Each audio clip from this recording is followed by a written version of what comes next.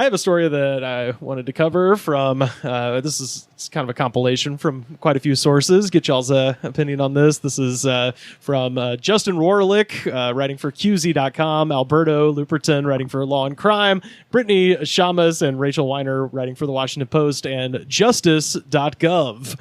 Harrisonburg, Virginia. So we've got a guy named Gerald Leonard Drake, a 63-year-old former Civil War reenactor and registered sex offender from Winchester, Virginia, was sentenced today to 9 years in federal prison for stalking by mailing threatening letters and planting a pipe bomb at the Civil War battlefield in Middletown, Virginia, during a reenactment in 2017. Yeah, so we've got a real fun guy here to talk about. So he's a racist and a pedophile. I'm just going to assume he supports the Civil War, the southern side, the Confederacy. Damn. Well, look, I just heard it just says sex offender. I don't know. He might just be a good one, doing bad things to adults and not children. Who knows? The first of these letters was received September 23rd, 2017, at the Cedar Creek Battlefield Visitor Center and was addressed to Cedar Creek Battlefield people. The envelope and its letters both bore a printed Antifa symbol depicting a black flag overlaid a red flag inside of a circle. Let's see if I can get this pulled up because it's fucking incredible. Is this man doing a false flag on Antifa? He is indeed. The man literally printed... Because here's my favorite thing. So on the letter, he printed the Twitter logo that you see on like Antifa stuff in the top left-hand corner. And let me just say, of everybody I know that is involved in Antifa, to the extent that those people exist, most of they're not known for having printers. Okay, like most people tend to be pretty young. I'm the youngest person I know that has a printer, and I just got it, out of necessity. But yeah, so they're going to Staples. Yeah, exactly. Yeah. Maybe.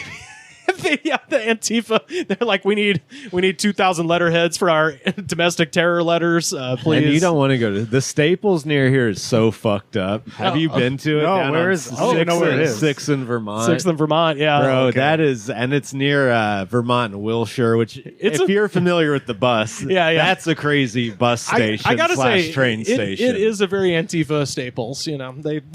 It's crazy, dude. Say that I saw a dead body there. No, Jesus, I would be shocked, dude. One time I was an overdose. Yeah. One time I was on the bus and we were driving past that place, and this guy pointed at the parking lot next door, and he was like, "If you go there after dark, you can buy any drug." And I was like, okay. And if you go there during the day, you can get a great rate on FedEx shipping. And I was like, okay. And he just goes, any drug. You really hammered in the any part. I will have 2 butt hashes, please. Yeah, I don't know, man. It's a crazy area. You always see something crazy going on there. They had to hire private security that act as cops at the train station down there where the purple and red line connect. It's wild down at that Staples, and nobody works there. It's fucking hard. Well, I was there at that Staples. Let me tell you a story about the Staples. Does anyone work at Staples? Any Staples? Dude, not enough. They were having the security guard, I think, took it upon himself to start helping people print stuff out and explaining how the system works and stuff. He just could tell everything was so fucked up there. And armed Staples employees. Yeah, and he was one of those guys who just was too hard of a worker for the job he was hired for. So he's just going above and beyond and just doing customer service for Staples as a third-party security agent. It's like all the Staples employees clock in and don't go out on the floor ever. Oh, no. And they have one register open, and that's the only person that's visible in the entire store besides the guy with the gun. So this is part of the supposed Antifa letter. Quote, "You need to cancel your upcoming celebration of the Civil War on October 13th, 14th, 15th, 2017.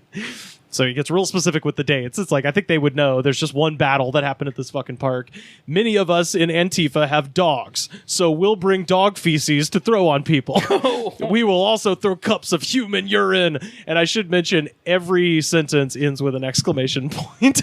We might resort to actually firing guns into the camps and at the reenactors. Wait, are you telling me they're going to bring dog shit and human urine? Yeah. These guys are fucked up. Why not just just we will. human shit. That's too difficult. Antifa continues. We will put poison in the water, and we will use noise to disrupt the battles and sleep.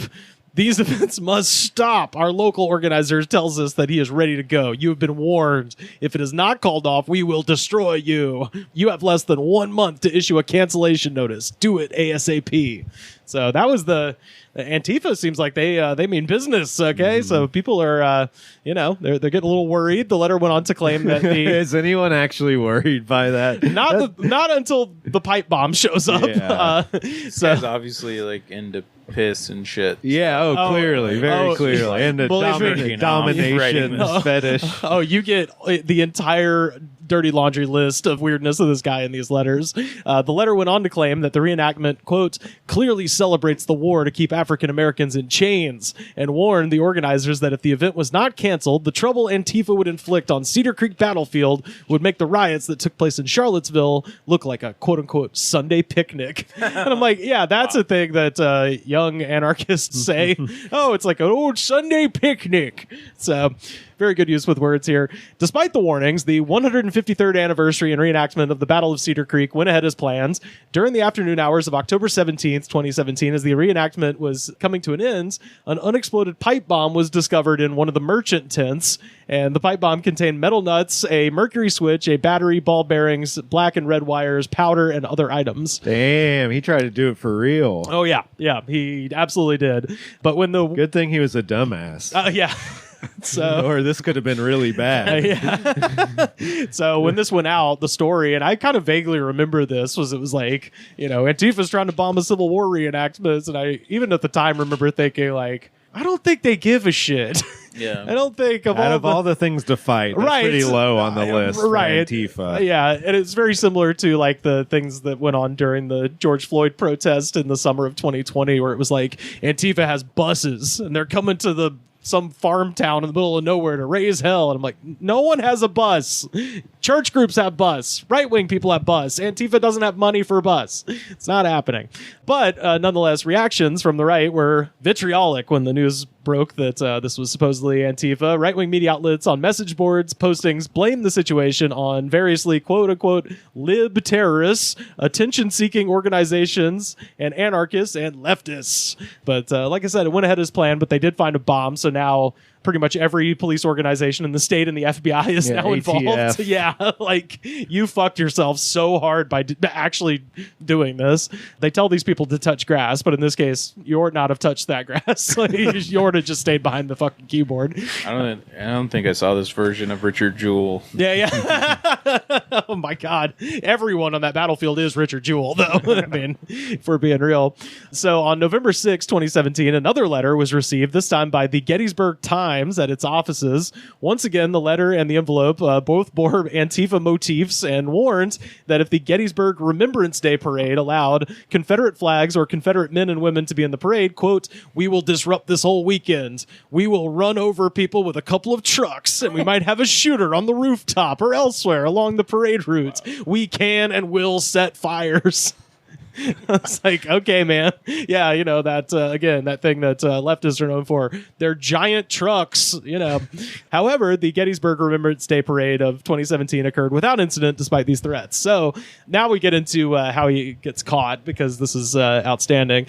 So the following summer, another letter was sent. This time it was addressed to Joe DeRezio, the Cedar Creek Battlefield Foundation's president. The threat again included an Antifa symbol, and the sender threatened to kill DeRezio's mother with a car bomb if he didn't cancel the 2018 reenactment. Quote, don't think metal detectors will help. We have plastic pipe bombs. If you won't stop this celebration of slavery, then maybe we need to hurt the participants to stop it instead of just the visitors. We are the ones that did it to you last year. We used a bad bomb guy. His mercury switch and rocket launch wire didn't work. And the pipe bomb was covered in nuts, just so you know that we are real and returning. So when they recovered the pipe bomb, they didn't release any details of what it was. They just said, we found an explosive, and then we detonated it. now he has totally incriminated himself by including details of what the bomb looked like. So now they're like, okay, this is definitely the guy. But the problem is he's getting way too specific with how much he knows about this organization, because so the foundation decided to call off the 2018 event. D'Arezzo then resigned because he said that the organization wasn't taking security seriously enough, and his replacement, Jeanette Schaefer, then received another threat that read in part, if Jeanette Schaefer thinks she is safe, well, she is right, but her children are not. So he's like threatening this lady's kids, and there was something where it was just like, we know an ex-con who'd be happy to introduce his penis to the kids, or something like something really fucked up. Yeah. And this guy is a pedophile. Oh, yeah. Yep. So as the FBI investigated the attempted bombing and the threatening letters, certain details began to raise red flags. First of all, the Cedar Creek Battlefield Foundation is a small organization with just 12 board members. And there's one full-time employee and a small number of volunteers. And the person sending the threats seemed to know a lot about the inner workings of the group. So this is just narrowing it down really fucking quick. I mean, it definitely sounds like one of those things you would only care about if you had been kicked out of this community. 100%. Yeah, it's like Antifa's very mad about this one District 2 fucking representative. The person sending the threats knew a lot about the inner workings, including the specific operating procedures, plans, and names that only an insider would know. The sender was also strangely fixated with a former Cedar Creek volunteer named Sean Mowbray, who hadn't worked there since 2014. So now it's 3 years later, and he's got very specific complaints about a guy who doesn't even work there anymore. This is from another letter. You also have a rat in your place. Our information about everything you are or were doing came from him. Yes, we like real information, but we also hate rats. You might want to get rid of Sean Mowbray. He is your rat. We will continue to get information from our other friends. This is like a guy doing a bad improv scene where he tries to set it up at the end. He's like, okay, so I'm Antifa. Yeah. You're the Sean guy. He's a piece of shit. And we're going to the Civil War. Okay, everybody go. You're like, wait, you've had this planned out in your head for a million years. Investigators eventually learned that the group had removed a certain Gerald Drake from his reenactment unit in 2014 after a disagreement he had with Sean Mowbray. So they literally just went to like, all right, they're talking about you specifically. Is there anyone who hates you? And he's like, oh, fuck yeah.